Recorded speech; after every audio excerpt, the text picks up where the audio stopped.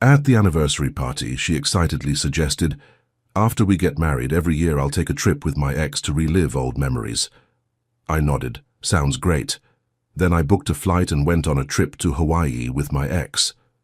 When I got home, the police were standing at my front door. "After we get married, every year I'll take a trip with my ex to relive old memories." Sarah said it seriously, in front of her friends. For a moment I thought I misheard her, searching for a hint that she was joking. There was none. She said it with the same tone someone might use to talk about adopting a dog or planning a weekend picnic. Everyone at the table went awkwardly silent. One of her friends even coughed into her drink. Sarah didn't notice. She just kept smiling, tapping her glass like she was making some wholesome announcement. Inside I felt disrespected, as if she were testing my patience. But I didn't react the way she expected. I stopped arguing or explaining, and simply booked a solo trip to Hawaii to clear my head. No plans, no schedule. Just time for myself to clear my head and figure out what I was still doing in a relationship where boundaries apparently only applied one way. In Hawaii, something unexpected happened. When I returned home, I was ready to end the relationship on my terms. The police were standing at my front door. Sarah had always insisted she and Chad, her ex-husband, were just friends. They weren't casual friends. Daily calls, long meetups, and constant messages. Whenever I questioned her, she dismissed me. "Stop being petty. We dated years ago. I'd still be with him if I wanted." Or, "You need to grow up and trust me." It wasn't jealousy on my part. It was the double standard. If I so much as liked a photo of my female co-worker's dog, she'd ask why I was flirting. Meanwhile, she'd go to brunch with Chad and tell me afterwards like it was a doctor's appointment she forgot to mention. But every time I tried to be reasonable. I convinced myself I was overthinking. I told myself that adults can have friends of the opposite sex, that trust matters, that relationships need breathing room. And for a while, that worked. Or maybe I just trained myself not to comment anymore. Small incidents piled up. Late-night walks, cryptic messages, and excuses about being his safe person. A safe person for her ex, while I was her boyfriend. And whenever I tried to express how it made me feel, she'd give me that tired line. "You're so insecure. Why can't you just be supportive? This is what mature relationships look like." Her version of maturity looked a lot like me shutting up. By the anniversary, we weren't fighting, but we weren't connected. I felt like a bystander in her life while Chad still took up her emotional attention. So when she made that announcement, the trip with my ex every year to relive old memories thing, it wasn't just a bad joke. It was the perfect summary of everything wrong between us. Because she didn't say it quietly to me in private. She said it proudly, loudly, like it was an exciting new tradition we should all celebrate. Her friends' reactions spoke volumes. Awkward silence, hesitant sips, and quiet murmurs. But Sarah just smiled, like she was being quirky and progressive. As if any reasonable, emotionally stable man would be delighted at the thought of his future wife vacationing with her ex every year to revisit old memories. Later, she acted as if nothing had happened, asking about dessert and the party. I felt a dull ache of disappointment. When we got home, I finally said, "Do you really think that's normal?" And without missing a beat, she replied, "Yes, and if you had any confidence in yourself, you'd understand." That was the moment I realized she wasn't confused. She genuinely believed her rules, and my rules existed in different universes. She needed freedom. I needed to be controlled. I stopped arguing or explaining. I simply booked a solo trip. A solo trip. In Hawaii, something unexpected happened that changed everything. The night before my flight, Sarah barely reacted when I told her I'd already booked everything. She didn't ask where I was staying, what I planned to do, or even how long I'd be gone. She only said one thing: "Don't expect me to put my life on hold just because you're having a moment." It was cold, but also predictable. At that point, I'd started recognizing a pattern. If something didn't revolve around her needs, she treated it like an inconvenience. So the next morning, I left without any drama. She stayed in the bedroom scrolling on her phone like I was going out for groceries, not flying across the Pacific to reconsider whether our relationship even made sense. On the plane, I felt something I hadn't felt in months. Quiet. It was freeing and depressing at the same time. I messaged Sarah that I had landed. She replied hours later with just "K," saying more about our relationship than any words could. The first 2 days I stayed alone, walked on the beach and let my mind recover from Sarah's warped boundaries. I didn't flirt with anyone, didn't go out partying, didn't even talk to strangers. I wasn't there to get back at her. I was genuinely trying to figure out what I wanted. By the 3rd day, I realized she probably wouldn't notice if I disappeared entirely, unless it inconvenienced her. That night on the balcony, I realized I was already halfway out of the relationship. But the moment that truly pushed things over the edge came the next afternoon. I'd wandered into a bar near the beach. Nothing wild, just a casual spot with open windows, a local band, and tourists lounging around in sandals. I ordered a beer, looked out at the water, and let myself relax for the first time in a long time. Then I heard someone say my name. Not Mark, but Mark. That specific combination of surprise and recognition you can't fake. I turned around. It was Jessica, my college ex, visiting the same bar with some friends from a group trip. She looked almost the same, just older, more polished, more confident. She laughed in disbelief.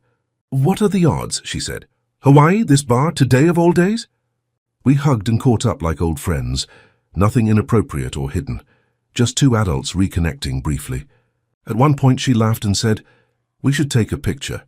My fiancé's never going to believe I randomly ran into you." I agreed. We took a simple selfie, just 2 people smiling at the camera, sitting across from each other with a beer on the table. Later, when I was alone back at the hotel, I posted it to my Instagram story with the caption, "Small world. Ran into an old friend in Hawaii." About 20 minutes later, my phone exploded. My phone blew up with messages, calls, and voicemails from Sarah. At first, I ignored them, until I saw the first text. "Are you effing kidding me?" Then, "So this is why you needed a trip alone?" Then, "How long have you been planning this?" Then, "You're disgusting." And call after call after call. She jumped straight into accusations, rage, and victim mode. The same person who expected me to smile, while she took nostalgic vacations with her ex every year. The hypocrisy was laughable. Her final message before I muted my phone was, "I swear to God, Mark, you'll regret doing this to me." I didn't know what that meant at the time, but I would find out soon in the worst way possible. I muted my phone after that last message and decided not to let her meltdown ruin the trip. For once, I wanted a few days where I wasn't walking on eggshells around someone else's insecurities. I turned off notifications, put the phone face down, and went out to explore the island. The next morning, when I checked my phone, I had 47 unread messages from Sarah.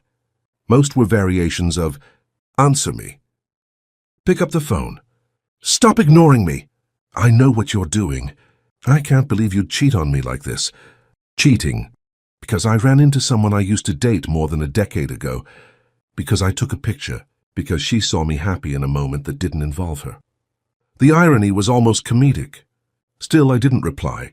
She'd already decided the narrative in her head. By noon, she escalated through text, threatening to come to Hawaii and accusing me of lying. Watching it unfold felt surreal. I closed my phone and went down to the beach. I forced myself to detach from the chaos for a few hours. I swam, relaxed under the sun, walked around, grabbed lunch. Every time I thought, maybe I should respond, I remembered that no matter what explanation I gave, she'd twist it into something toxic. That evening, Jessica and her co-workers were at the same bar again. She waved me over and invited me to join them for a drink. We sat together for maybe 20 minutes. Her fiancé even FaceTimed her at one point, and she introduced me on camera like it was no big deal. Everything about the interaction was transparent and harmless. I didn't stay long. I said goodbye to everyone, we exchanged quick hugs, and I went back to my hotel early to rest for my flight the next morning. Sarah didn't know that, and more importantly, she didn't want to know. My flight home was peaceful. I slept most of the way. I landed, grabbed my bag, and took an Uber home. I was mentally prepared to end things, calmly, adultly, with closure. But the universe wasn't done with the show. When the Uber pulled up to my driveway, the first thing I saw was a police cruiser parked in front of my house. I wondered briefly if something had happened. Then the officer asked, "Are you Mark Turner?" My stomach dropped. "Yes, is something wrong?" The officer looked relieved and said, "Sir, we received a missing person report. Your girlfriend was worried because she hadn't heard from you in several days. She didn't know where you were and wanted to make sure you were safe. I blinked at him. A missing person report. Because I didn't text my girlfriend back while on vacation? The officer gave a subtle, exhausted sigh. I could tell this wasn't the first time he dealt with something like this. She stated you were in emotional distress, that you had a history of depressive episodes, and that traveling alone might trigger self-harm ideation. I almost laughed. I had no history of depression or self-harm. She had invented a fake mental health crisis to justify her panic. I'm fine, I said, showing my boarding passes and hotel reservations. I was on a planned trip to Hawaii. Everything is accounted for. I showed him everything he needed. He nodded, checked my ID, and recorded the confirmation. Thank you, sir. We'll close the report, but you might want to have a serious conversation with your girlfriend. Oh, trust me, I would. The officers left. I stood in my driveway trying to process how far her fear and jealousy had pushed her, not legally dangerous, but emotionally exhausting. She had weaponized the police to regain control of a situation she was losing, and suddenly everything became crystal clear. This wasn't a relationship anymore. This was damage control. I walked up to the front door. It was unlocked, meaning she was inside, pacing, waiting, probably ready with rehearsed accusations. As soon as I opened it, she rushed toward me with wide eyes and dramatic panic, like she was acting out a scene from a movie. Mark, oh my God, are you okay? I thought... I walked right past her. Save it, I said. We'll talk once I put my suitcase down. She followed me like a shadow, talking fast, trying to explain why she had no choice, how she wasn't sure if I was alive, and how it was all my fault for not responding. In that moment, I realized there was no twist left to uncover. Her behavior, not the coincidence in Hawaii, was the real turning point. Because nothing says we're done, like realizing your partner trusts their imagination more than they trust you. I put my suitcase down in the hallway and took a breath. Sarah continued speaking in a panicked, frantic way, staying close as if she couldn't let me out of sight. Mark, you don't understand, she said. You went silent for hours. I didn't know if you were safe. You thought I was dead because I didn't text you back? I cut in. She froze. For the first time since I walked in, she stopped talking. That's not what I meant, she said quickly. It wasn't just that. It was the picture with your ex. You blindsided me. You embarrassed me. You made me look stupid. I laughed, not out of cruelty but disbelief. Made you look stupid. Sarah, you announced in front of a table of people that you wanted yearly nostalgia trips with your ex, to relive old memories. I didn't scream. I didn't argue. I didn't even insult you. I just said, sounds great, and walked away. So please explain to me how this picture, a coincidence, makes you look stupid. She crossed her arms defensively. That's different. Exactly, I said. Different because it's you. Different because your rules only apply one way. She opened her mouth, but I kept going. You decided your history with Chad was harmless. You decided your meetups were fine. You decided your emotional connection with him wasn't an issue. And every time I asked for clarity, you'd call me insecure, petty, immature. That's not fair. But when I run into someone from my past, literally by accident, you report me missing to the police? You assume I'm cheating? You accuse me of planning it ahead of time? Do you hear yourself? She looked away, but I wasn't finished. You told the police I might hurt myself. You used my name in a false report. You made officers waste their time because you couldn't handle not controlling the situation. You didn't do that because you cared.